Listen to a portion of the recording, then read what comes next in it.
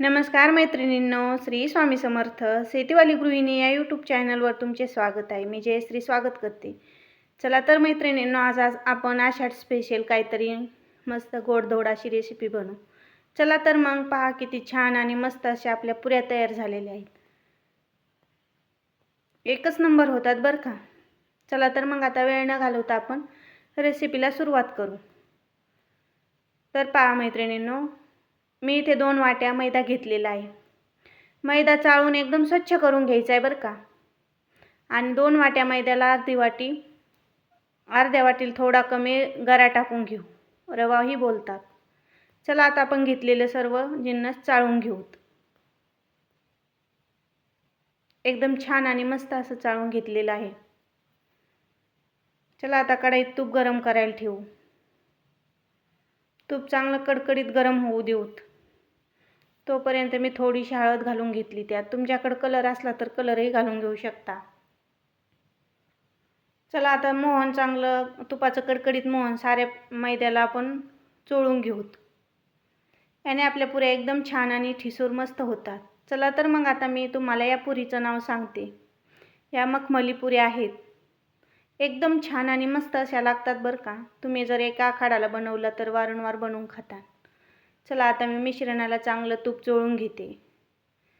असा घट्ट हाताला मुटका झाला पाहिजे या प्रमाणात मिश्रणाला आपण तूप लावून घेतले. घट्टसर असा उंडा बनवून घेऊत. चला आता आपला उंडा एकदम छान मऊ लुसलुसीत बनून झालेला आहे. आपण उंडा झाकून ठेवू आणि पुढील कृती करू. पहा किती छान मस्त असा आपला उंडा तयार झालेला आहे.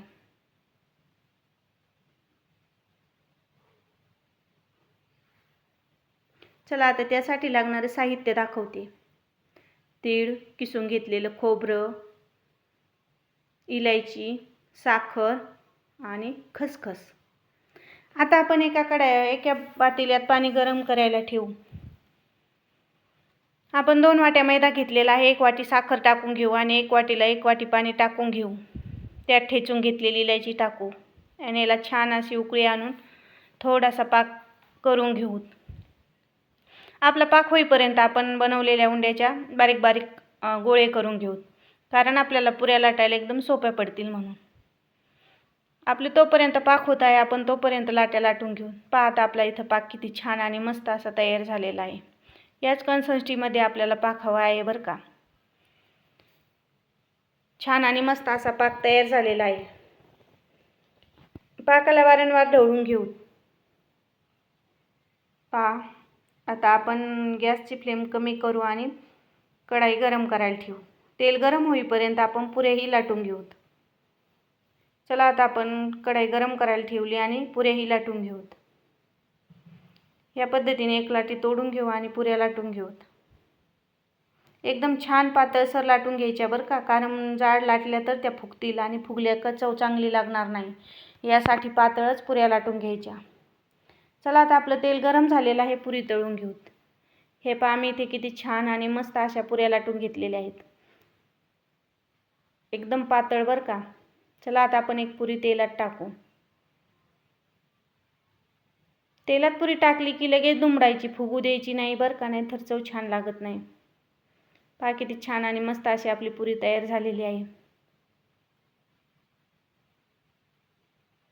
या पद्धतीने मी सर्व पुऱ्या तळून घेते. आता आपली तळून झालेल्या पुऱ्या पाकात टाकूत. पाकही थंड झालेला आहे. चला तर मग आता आपण एक पुरी घेऊ आणि पाकात टाकू. चिमट्याच्या साहाय्याने हळूच पुरीवर काढायची, जास्त वेळ ठेवायची नाही.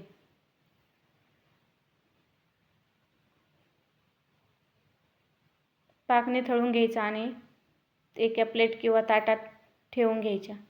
या पद्धतीने मी सर्व पुऱ्या भिजवून घेते आणि तुम्हाला दाखवते.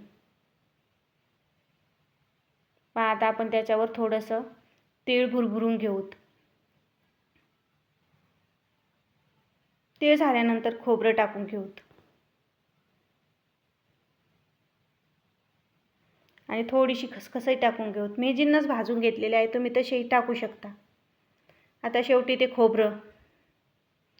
पहा आपल्या किती छान आणि मस्त अशा पुऱ्या तयार झालेल्या आहेत. मैत्रिणींनो, तुम्हाला जर व्हिडिओ आवडत असेल तर व्हिडिओला एक लाईक करा आणि चॅनलला सबस्क्राईब करा आणि एक छानशी कमेंट सुचवा. पहा आपल्या किती छान आणि मस्त अशा पुऱ्या तयार झालेल्या आहेत की नाही एकच नंबर.